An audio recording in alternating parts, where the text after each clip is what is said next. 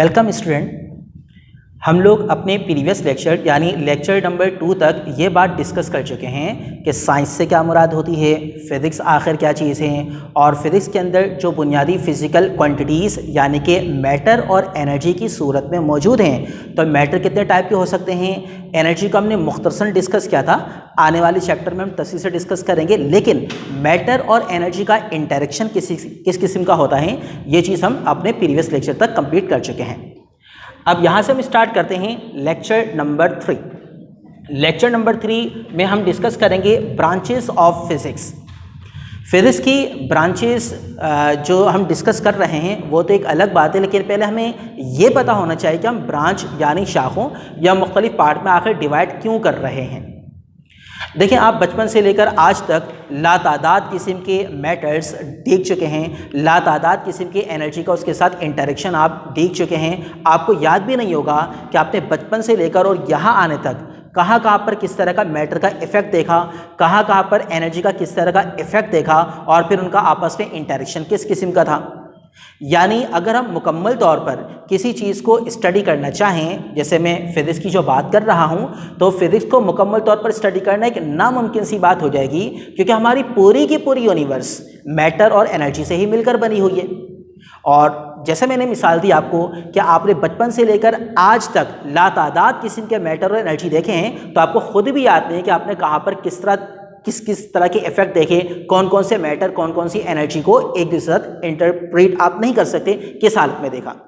यही वजह है कि अपनी आसानी के लिए साइंसदानों ने क्या किया है, और हम रूटीन में भी यही काम करते हैं कि हम किसी भी चीज़ को छोटे छोटे हिस्सों में डिवाइड कर देते हैं, ताकि हमारे लिए किसी मखसूस डोमेन में रहकर किसी मखसूस चीज़ के कैरेक्टर को, किसी मखसूस चीज़ के बिहेवियर को, प्रॉपर्टीज़ को या स्ट्रक्चर को कंप्लीटली स्टडी करने में आसानी हो जाए। इसकी एक मिसाल मैं आपको ये यूँ देता हूँ कि फ़र्ज़ करें ये जो बोर्ड हमें यहाँ पर नज़र आ रहा है, मैं आपको एक 6 इंच का स्केल दे देता हूँ और आपसे कहता हूँ कि आप यहाँ से लेकर वहाँ तक इसकी मुकम्मल लेंथ मेजर करके मुझे बता दीजिए। तो डेफिनेटली आपके लिए 6 इंच के स्केल से एक ही वक्त में यह काम करना मुमकिन नहीं होगा। अब आप क्या करेंगे, आप इस बोर्ड को मुख्तलिफ पार्ट में 6 इंच के स्केल के लिहाज से डिवाइड कर देंगे। तो बिल्कुल यही क्या है साइंसदानों ने कि अपनी सहूलत के लिए मुख्तलिफ जो ब्रांचेस हैं उनकी सब डिविजन्स कर दी हैं। जैसे कि आज हम फिज़िक्स की मज़ीद सब डिवीज़न ब्रांचेस की सूरत में स्टडी कर रहे हैं।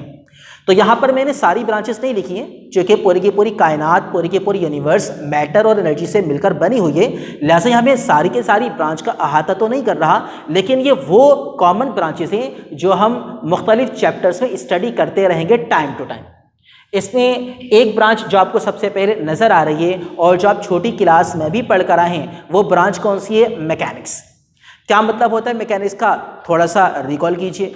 हम जानते हैं कि अगर हम किसी भी ऑब्जेक्ट की मोशन को स्टडी करना चाहें, हम जानते हैं कि अगर हम किसी भी मूविंग ऑब्जेक्ट को रोके किसी पावर या फोर्स या एनर्जी को अप्लाई करते हुए, तो डेफिनेटली उस ऑब्जेक्ट की मोशन का बिहेवियर चेंज होना शुरू हो जाएगा। तो ये जो हम किसी भी ऑब्जेक्ट की मोशन को स्टडी कर रहे होते हैं, चाहे उसको एक्सीलरेट करते हुए या डी एक्सीलरेट करते हुए, अंडर द एक्शन और under no action of force और पावर और एनर्जी, तो उसको हम क्या कहते हैं, मैकेनिक्स। मिसाल के तौर पर आप दरवाजे का हैंडल फोर्स करते हैं और दरवाजे को खींचते हैं, दरवाज़ा खुलना शुरू हो जाता है।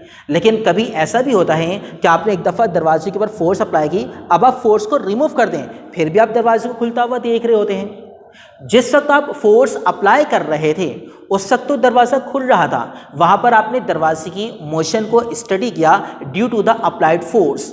लेकिन जब आपने फोर्स को रिमूव कर दिया, उसके बावजूद आपने दरवाजे को मूव करता हुआ देखा। सवाल ये पैदा होता है कि कौन से फैक्टर्स ऐसे थे फोर्स रिमूव करने के बावजूद कि जिनकी बुनियाद पर वो दरवाज़ा हरकत कर रहा था। मैं पंखे को अगर ऑन करना चाहूँ तो पंखे को ऑन करने के लिए बटन को मैं प्रेस कर देता हूँ, फोर्स लगती है, पंखा ऑन हो जाता है। मैं फिर बटन को ऊपर की तरफ प्रेस करता हूँ, फोर्स लगती है, पंखा ऑफ हो जाता है।